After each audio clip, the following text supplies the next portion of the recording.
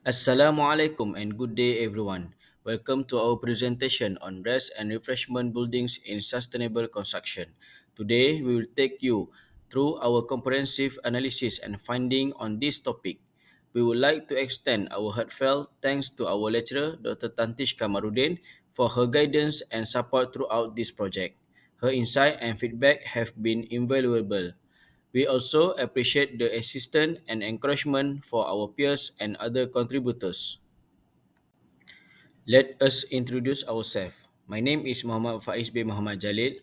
Joining me are Mahfuz Mizam bin Misron, Muhammad Azim bin Yaakob, Ahmad Najmuddin bin Amir Ali, and Amirul Safwan bin Adnan. Together, we have collaborated to bring you this insightful presentation.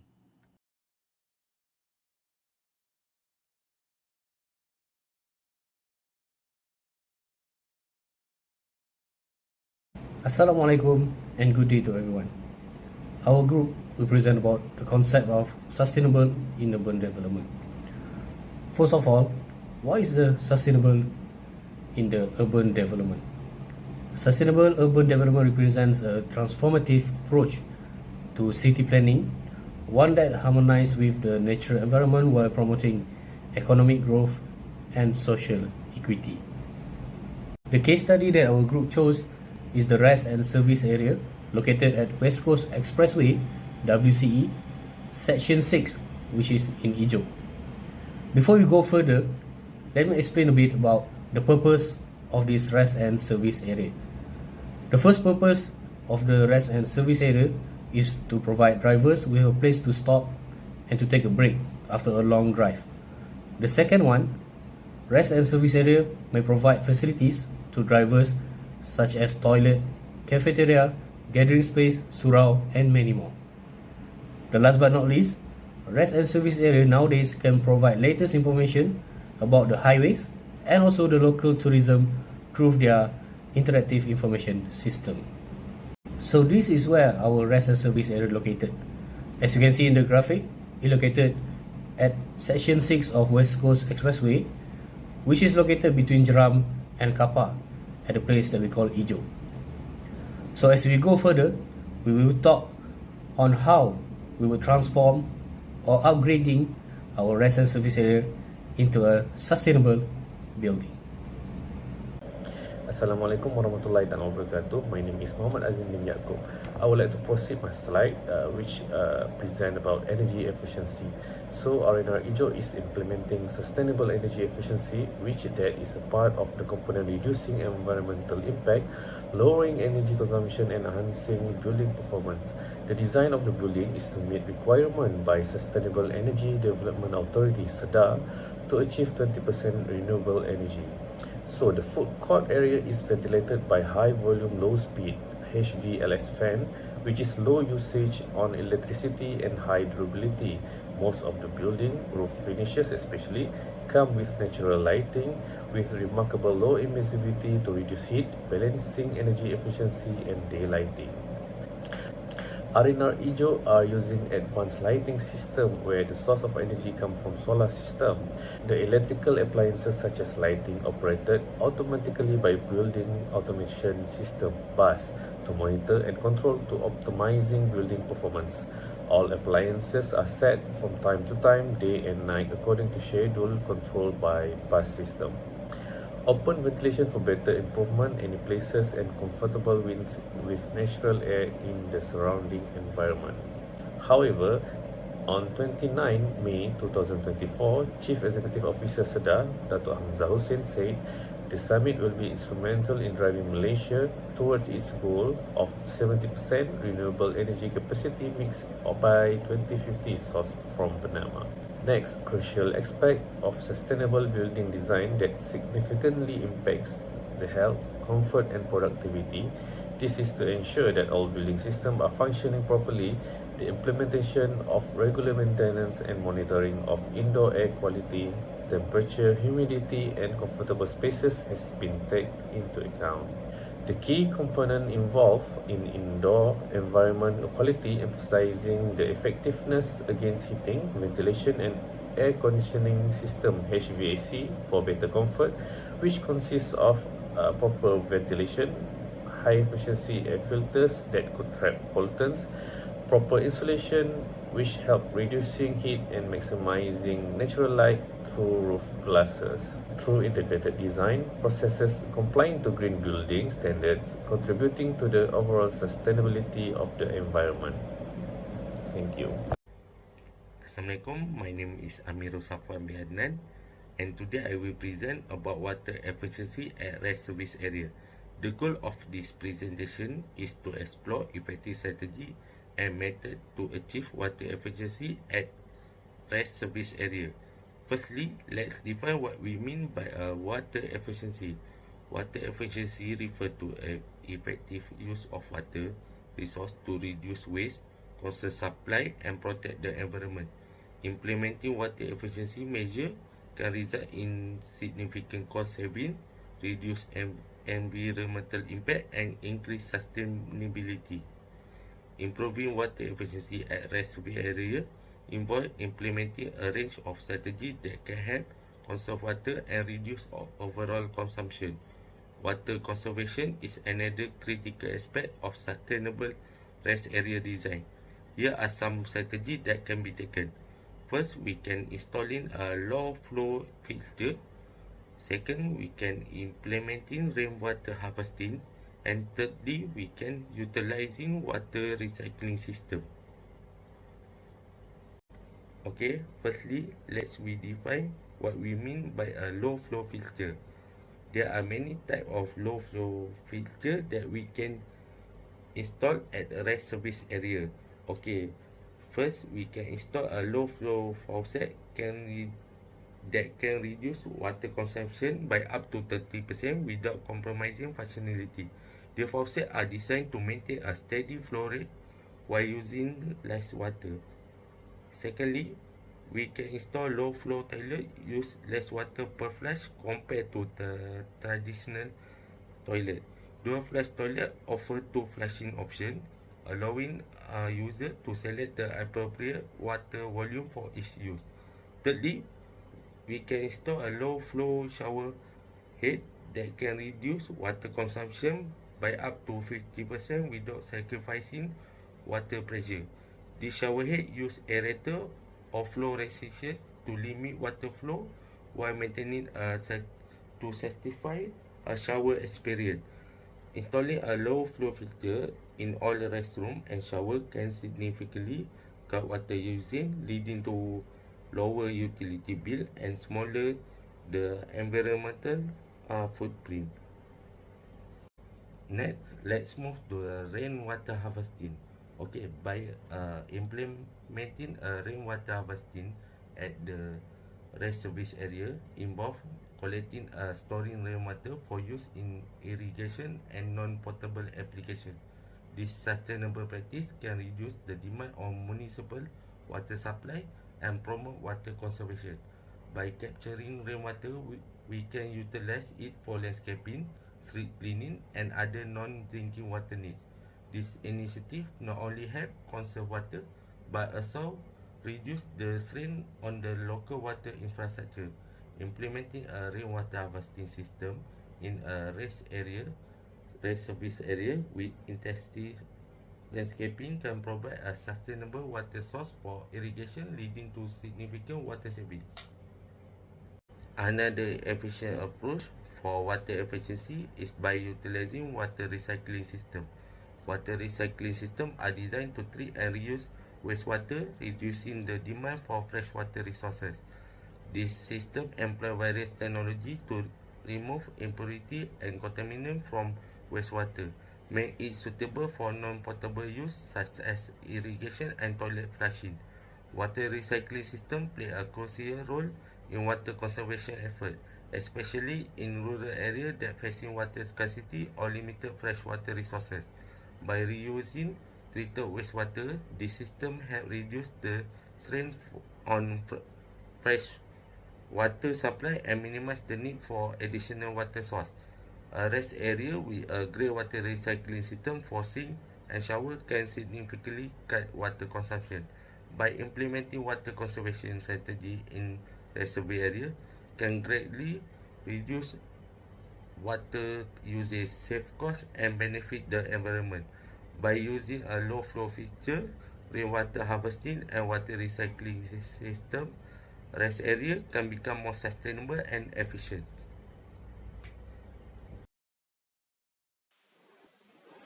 Assalamualaikum warahmatullahi wabarakatuh. My name is Mahfuz Milzam M. Misrun, and today I would like to talk about site management. Site management, which refers to practices and strategies used to responsibly manage and maintain land and its resources in a way that minimize environmental impact, conserve natural resources, and promotes long-term ecological balance. So apart from that, to achieve a sustainable site management, I would like to highlight a few strategies. Among them are land use planning, resources conservation, waste management, transportation and accessibility, monitoring, and performance tracking. Okay, for now, I would like to go further about the strategies that I've mentioned before. So, the first point is the land use planning. So, for the land use planning, we can conduct through assessments to understand the site's environmental, geological, and hydrological characteristics.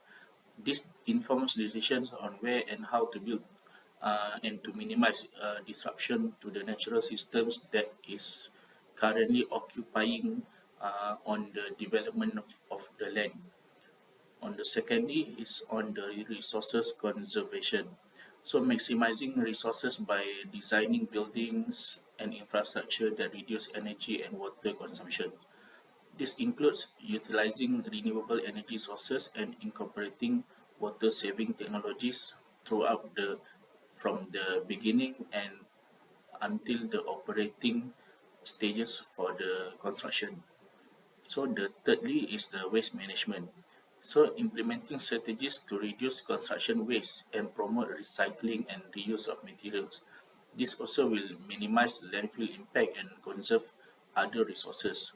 So by having this waste management also we might save on some of our costs by recycling the construction the construction wastage, or maybe we can help to reduce the wastage that is happens during the construction. So the next point is on transportation and accessibility. Efficient transportation planning can reduce the need for long commutes by locating projects near public transportation hubs or implementing measures to encourage walking, biking, and carpooling among workers and future tenants or residents. So, in ensuring accessibilities for all users, including individuals and disabilities, promotes inclusivity and meets legal requirements. This involves designing infrastructure such as ramp, elevators, and accessible pathway to facilitate easy movement within the site during the construction or during the operation of the building. So last but not least is on the monitoring and performance tracking. Regular monitoring of environmental indicators such as air quality, water usage, waste generation, and biodiversity helps assess the project's impact on the surrounding ecosystem. This data informs decision on mitigation measures and compliance with environmental regulations. Establishing a KPI related to sustainability goals help track progress over time. This may include metrics like carbon footprint reduction, LEED certification targets, energy efficiency ratings, and compliance with sustainable building standards. Bismillahirrahmanirrahim. Assalamualaikum warahmatullahi wabarakatuh. Thank you to my teammates. My name is Muhammad Faiz bin Muhammad Jalil. Now I will present the two subtopics about material selections and other innovations included in our rest and refreshment buildings and design. Choosing the right materials in the sustainable construction is really important for rest and refreshment buildings and design. Firstly, it helps to protect the environment by using resources wisely and reducing pollutions. For example, materials like recycles, steel, and eco-friendly concrete help buildings last longer and use less energy. Secondly, it saves money in long run. Even though some sustainable materials may cost more upfront, they save on bills and maintenance later on. They also make projects eligible for green certification and government supports. Thirdly, it's good for the people, health and comfort. Sustainable materials improve air quality indoor and make such a space more comfortable to live or work in. Plus, they ensure buildings meet measure standards and regulations. Lastly, choosing the sustainable materials shows social responsibility is important, a company reputations and support local communities. It also encourages new ideas and better ways of building for the futures. Okay, now we focus on three material selection. The first material selection is recycled steel. The one is a high durability and strength. Recycled steel retains the robust structural properties of vegan steel, ensuring the building can withstand various loads and stresses. This makes it ideal for framing and other structural application in arrays of and refreshment buildings. The recyclability is the one of the most recycled materials globally. Using recycled steels reduce the demand of raw material and the environmental impact associated with mining and processing new steel. Additionally, at the end of the building's life cycle, the steel can be recycled again, contributing to a circular economy. Okay, so for the second material selection is concrete with fly ash. Utilize industrial byproducts. Fly ash is a byproduct of coal combustion in power plants. Incorporating fly ash into concrete not only diverts this waste from landfills but also enhance the concrete's properties such as a workability and long-term strength. The second is the reduced CO2 emissions. Traditional concrete productions is highly energy intensive and emits significant amounts of CO2. Replacing a portion of cement with fly ash in concrete mix reduce these emissions, making it more environmentally friendly options. This is critical for sustainable construction practice. Okay, the third material selection is bamboo and timber, renewable resources.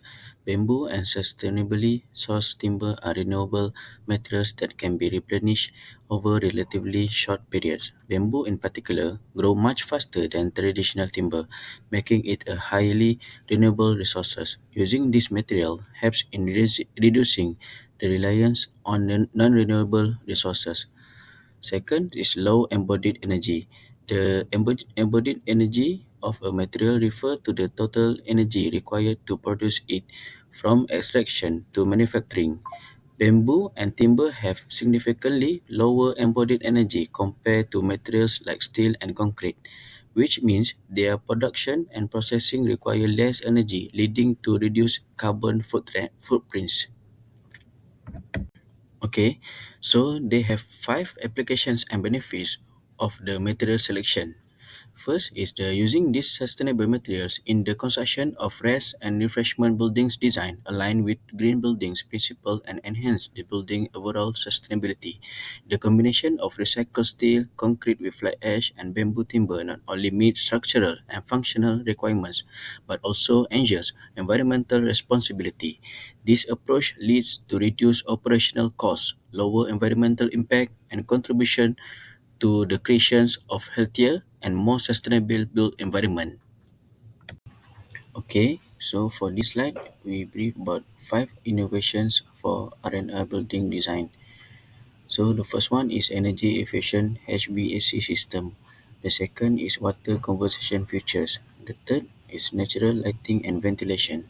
And fourth is green roof and sustainable landscaping. And the fifth is renewable energy integration. So the first one is incorporating energy efficient heating, ventilation, and conditioning HVAC system helps in reducing energy consumptions and operating costs. So the second water conservation features is installing low flow plumbing fixtures and water efficient appliance minimize water usage. For the third is natural lighting and ventilation is design features maximize natural light to reduce the need of artificial lighting during the day. The fourth One is the green roof and sustainable landscaping. Is a green roof or vegetated roofing system help reducing the heat island effects and manage stormwater runoff.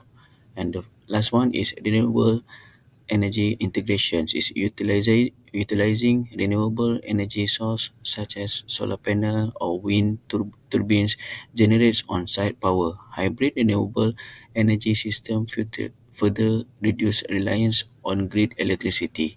This innovation contribute to creating environmentally friendly and resource efficient rest and refreshment buildings that promote occupant well-being. That's all. Thank you. The next point is education. This is where we educate users of the rest and service area on how the sustainability will work. There are several ways that rest and service area can implement on how to educate their users. One of the way is by doing energy tracking or maybe a water usage tracking. This tracking can be assessed by the efficiency of building system and identifying areas where the improvement can be made in the future. By using this tracking, this can establish a benchmark and set the goals for the improvement for the future. The second way is by putting the educational signage for the visitors or the users. By using this signage, we can educate visitors about the sustainable features and practice and also introduce and explain broader about the sustainability concepts that are available in the rest and service area. The third way that we can use to educate users about the sustainability that we can put a real-time display system performance at the rest and service area. This have a transparent display of performance metrics, build trust with occupants, stakeholders and visitors by showing them what is the building's commitment to sustainability. By using the real-time display, we can educate occupants about their immediate impact on the building's energy and also the water usage. The fourth ways that can be used is by getting a green building certification. This is a common way of how the building can educate their users on the importance of the sustainability. It will reflect a commitment of the developer to a social responsibility and environmental aligning with broader societal goals of sustainability. This also can raise awareness about the importance of sustainability in the built environment. It also can educate the public and stakeholders about the benefits and practices of the green building. For now, I would like to shortly brief on our scoring for our proposed project of RnR Ijok. So we are using the Green RE scoring for a non-residential project, which the scoring rating is as per shown in the slides, which is for platinum we have a 90 and above, for gold we have 85 to 90, silver 75 to 85, for bronze we have 50 to 75. So based on our proposed method and based on our rough calculation, uh, we managed to achieve a gold certification for our proposed project RnR Ijok. So based on that, we achieved around 88 points for the green RE scoring. So the basically this is our summary of the point that we have managed to calculate it based on our proposal. So subsequently from the previous slide, I would like to show in this slide that our breakdown of our calculation that how we achieve the 88 points for the gold certification of the green RE scoring. So basically for the energy efficiency part, we have managed to score around 47.2, and for the water efficiency part 2, we managed to score around 4.8. For part 3, environment protection, we managed to score around 23 points. For part 4, we managed to score around 4. For part 5, 7 points. And for part 6, 2 points. So the cumulative point for part 1 to part 6, we managed to score up till 88 points. So for the 88 points, it is within the within the range of the gold certification, which is between 85 to 90. So that's all for our scoring point. In a conclusion, the adoption of sustainable aspects in a construction practice is not merely a choice, but a necessity for the future of our built environment. By integrating eco-friendly materials, reducing energy consumption, minimizing waste, and prioritizing long-term environmental and social benefits, sustainable construction offers a path towards resilience and harmony with our planet. Embracing these practices not only mitigates environmental impact, but also enhances human health, support local economies, and fosters innovation. As we strive for a more sustainable future, sustainable construction stands as a cornerstone in building a world that meets the need of present generations without compromising the ability of future generations to meet their own needs. Deep from my down of my heart, we do not inherit this earth to our grandchildren, but we borrow from them. Let's take care of the earth together for their well being and goodness. Thank you.